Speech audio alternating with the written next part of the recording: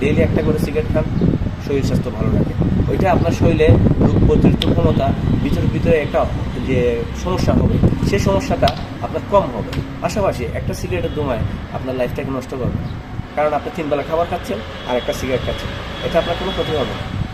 কারণ আমরা same daily oxygen নিলে আমাদের অনেক ধুলাবালি লাগে দেখে, তারপরে মুখ হাত ধুয়ে ফেলে সেটা ফ্রেশ হয়ে যায়, তাই না?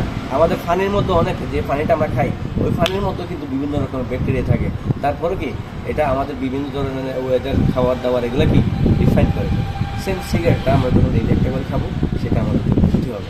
সুতরাং যারা 1 প্যাকেট করে সিগারেট খান, প্লিজ প্রয়োজনে পেন নিতে অবশেষে ধৈর্য হারা হয়ে গেলে তখন একটা সিগারেট জ্বালাই সেই সিগারেটটা ফিল নেওয়ার পরে আবার পেন এটা আস্তে আস্তে মনে করেন 3 বেলার শেষে 1 বেলা পেন নিতে বেস্ট হবে, বেস্ট লাইফ হবে।